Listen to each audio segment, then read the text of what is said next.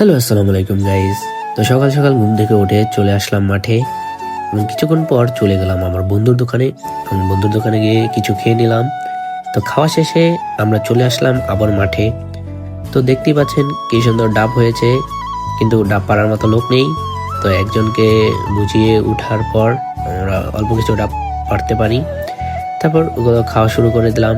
তো দেখতেই পাচ্ছেন এক একজনে ডাব খেতে খেতে হাত মুখ পর্যন্ত ধুয়ে নিচ্ছে। রাতে সকল বন্ধুরা মিলে চলে গেলাম সমুদ্রের হাট এবং আমরা সকলে অটোতে উঠে পড়লাম। তো কিছুক্ষণের মধ্যে আমরা সমুদ্রের হাট চলে আসি এবং আমার বন্ধু বলল, তুই যা খেতে পারোস খা। তারপর আমরা আমৃতি দিয়ে শুরু করলাম খাওয়া।